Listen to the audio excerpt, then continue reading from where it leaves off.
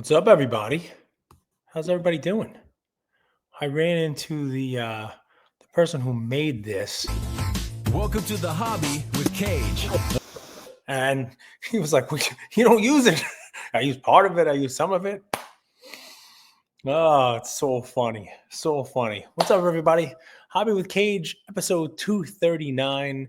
Back from the national, back from a couple of days off where I just focus on the hobby itself. Episode brought to you today by Arena Club and Bleecker Trading. Got to check in with both of those guys at the national. Hung out with Jesse and Brian Lee. Watched them making some content and giving away some grails at Arena Club. Got to meet the new owner of Bleecker Trading. Spoke to him for a little while. Can't wait to get him on the show. This way you guys could hear what I heard, which is sort of who this person is, what the vision is for the stores, and really just you always like to hear that it's a collector. It's somebody who's got a collector's mentality. And when he showed me the boxes of 90s basketball that he picked up to open for himself, I was like, all right, we're in good hands here with the new ownership of Bleecker Trading, right? Got to hang out with Mark Zablo a little bit during the national. I didn't do too much in the way of corporate stuff, much less this year than any of the many, many years in the past that I've been there. Didn't really film any corporate spots, didn't, hold up any vintage cards, didn't go to any fancy dinners. But I did have dinner at the bar in my hotel and 5 feet away from me because there was a horror convention going on. So Lollapalooza downtown, you have the National here at the convention center, and in the Hyatt, there's also a little convention area within the hotel. At the Hyatt is a horror con, people from Stranger Things, people sitting like 10 feet away, Freddy Krueger, like Robert Englund, the real one, not the guy who collects wrestling cards, the real one with like a beard, but you could tell it's him. And sitting next to him, getting drinks and talking and having some food is the mom from Chucky, the woman who brought the good guy doll home to almost murder her child. I mean, pretty crazy, right? So that wasn't exactly, the same thing as a dinner with Golden, but maybe dinner with with Freddy Krueger and the Child's Play cast is actually less of a horror movie. You never know. I mean, I didn't get to go. I heard Golden had like the Michael Jordan house rented out. That was pretty crazy. All right, so 5 minutes, right? And I've already used more than half of that. I'm excited. I'm energized. I love being there. I was only there for 2 days. I wish I was there for 12. And that kind of leads me into the next part. The National is amazing. Like those guys do such a good job. And I'm sure there's hiccups here and there, the pick up the VIP, the trade nights, I mean, like, I'm sure there's, lines are too long. I'm sure there's, nothing's going to be perfect, but damn, they were close. If they weren't perfect, there was no problem with Wi-Fi. There was no problem with air conditioning. There was no problem. I didn't see any security issues. Didn't hear anything about any crazy thefts.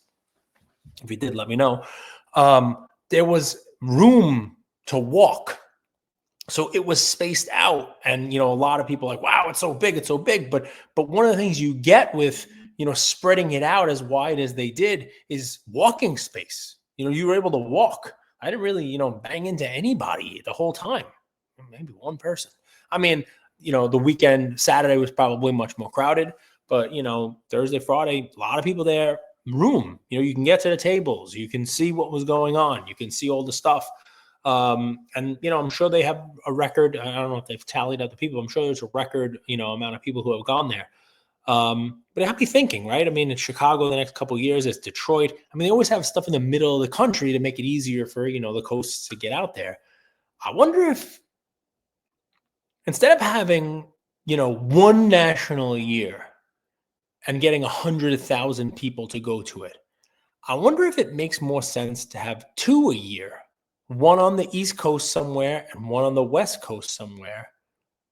And maybe you get people who wouldn't otherwise travel, inland to Detroit or Chicago. And maybe you don't get 100,000 people to each one of those, but maybe you get 65 or 70 to each.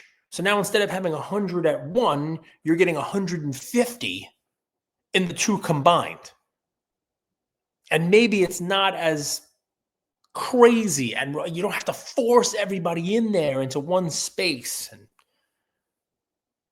Anyway, it's just a thought. Somebody mentioned to me. I'm curious what you guys think. Should they be doing two? I'd love to have a national every month. Obviously, you wouldn't have it all at the national. I think probably my take on it is once a year makes it that special thing. One show, the national, no dumbed down versions. No, this one's here, this one's there. Like everybody goes. I think that's probably better. But I'm curious what you guys think. Does it being sort of, in Chicago, in Detroit, in these areas, and only once a year, is it a good thing or a bad thing? Does it prevent you from going, or does it make you like, all right, I'm not going to miss it. I know it's only once a year. Whereas if it was twice, you'd be like, oh, I can miss the one in March. I'll just go to the one in September that's closer to my house. You know what I mean?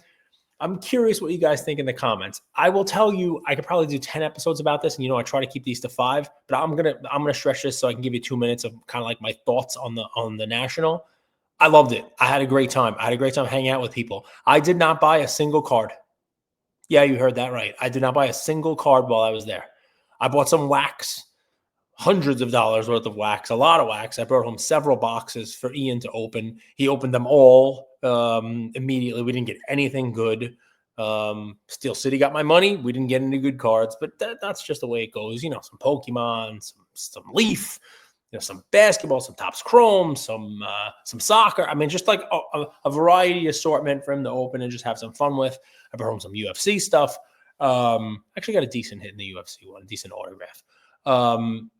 But man, what fun. What fun to just walk around, look at cards, be immersed in it, see the museums, see the corporate guys, see everything from Heritage to Golden to Robert Edward to the Arena Club guys doing their thing and folks with suitcases of cards. I mean, Jeff, I make fun of him. The kids area was impossible to get to. The buying lines. I mean, people were running out of money, right? I mean, Jeff had a huge line with Cards HQ, lining up. I make fun of Big Bry, the deal guy, because his booth looked like an abandoned storage locker. But man, there were a lot of people there selling them cards. Big sign up. You're going to pay 85, 90, 95% of comps. People are going to bring you their cards and they're going to sell them. They wait online. Boom, boom, sell. Alt gave out almost $5 million in cash. I'm not sponsored by them, but if you gave out $5 million in cash, think about what must be coming to their auctions in the next couple of months. Think about that for a second. I mean, that means they're giving out a percentage. It means it's $6, $7, $8 million worth of cards they took in, maybe more. Think about some of the fire that must be coming to their auctions. And more so, look at what Heritage has in their auction now and what's going to come to. Think of what came in on consignment in this. Think about what the auction space is going to look like over the next couple of months. But the big thing for me, PSA on site, they really, really make the show. I'm not paid by PSA to say this. PSA makes the show. Like, people go there to grade their cards. And there's no substitute for it, right?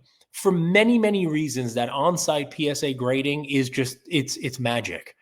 There are people who don't want to ship their cards. There are people who have, family heirlooms to modern stuff that they just don't want to put in the mail. We've heard so many horror stories about, FedEx and shipping. It's worth the trip. It's worth the airfare and the hotel, and just to go there and have PSA do their thing and pick it up while you're there. I listen, I'm not shy. I spent over $15,000 in PSA grading. Yeah, you heard that right. I didn't buy a card, but I spent over $15,000 in grading my cards on site at PSA. And that's just me. While standing by PSA, I saw some of the craziest cards being submitted, and they're doing a really good job. Check out their page of, the cards that came in for grading. Wow, some of the stuff that got graded. And I was, look, some of the cards I already owned and, had good grades on them, but they have been in slabs for a long time. And auto grading wasn't a big deal, 8 years ago when these things were slabbed, 6 years ago. So some of them I knew were 10 autos, and I had them add a 10 auto. I tried a couple of times on my, crossing Beckett over to PSA, failed. That is kind of becoming a tradition for me. Every time trying to cross over cards from Beckett to PSA is a fail, literally every time, every time. And 2 fails this time around. So, I mean, that money stacks up. I mean, that's $1,200 right there just on 2 cards that didn't even get graded, didn't even get into the PSA sleds. But it's worth it because these were big cards. And you might as well take a look, right, while you're there. And I'm a small fish because, I mean, you should have seen some of these cards that were graded. I mean, you're going to see some of them, obviously, look at their page. But, I mean, like I saw like an Iverson PMG green just randomly next to me being submitted. You know, I mean, like just cool cards that I wish I had. And that, it just adds liquidity to the room. People are buying cards raw, getting online, submitting them, picking them up 4 hours later or the next day and selling them right back on that floor to somebody who's paying 90%. People are opening wax. People are ripping cards. I was standing next to a table, big time table with, I guess, is it Northeast breaks, North Shore breaks? I'm gonna say the wrong one, but they were breaking a 2012 Prism basketball box. It's North Shore, right? North Shore cards. Yeah, I'm pretty sure North Shore cards and North Shore breaks. 2012 basketball Prism, and they pulled a Paul George gold, like a gold out of 10. No, I mean, no, it's not Kobe, but that's a good card. And they graded it right there on site. PSA, got a PSA 10. It's on PSA's page. I mean, like, that's cool, right? I mean, like, it's liquidity added right there into the room on cards that were raw or were in a different slab and now can be switched over to PSA. It's pretty nuts because I graded stuff last year and they hadn't even crossed over to the 1, on their slab. The one in front of it. I sent stuff in February and it was 1-1. The stuff that I was getting back at National was 124, 125. I mean, like, think about the hundreds of thousands of cards that they're just grading. Just hundreds of thousands of cards coming through grading. It's pretty nuts. I don't want to turn this into a PSA commercial, but that was the big thing for me personally from the card perspective. But then you get the easy one, and check out my stories if they're still up there. It's the people. I get the conversations you have with people. You can really feel kind of the energy in the room. You can really feel the positivity. I know that sounds stupid, but people want to own cards. And people want to own cards that, some of them you couldn't even find there. And that's part of the reason I didn't bring any cards home myself. And I'll do a whole nother episode about that. But man, people wanted cards, people buying cards, people selling cards. I mean, huge deals. And then we could talk about the trade nights too. Man, just so much stuff going on. I like to come and do these short episodes in 5 minutes. Forget about it. It's almost 15 minutes. But I had to do this on purpose, right? Because it's sort of like my recap from the National, and the title, should there be two, is almost like a misnomer because I don't think there should, but somebody asked me that. It's worth it.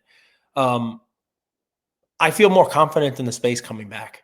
I feel like a bull market is here. Is there some frothiness and some bubbliness to it? Sure, I can feel that also. But just there are more people.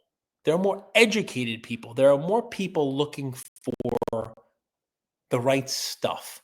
The last bubbly time, it was like a lot of people chasing their tails. It's like a lot of people buying what everybody else was buying. They were all buying the same Prism nonsense. They were all buying the same base cards. They were all buying the same, silliness.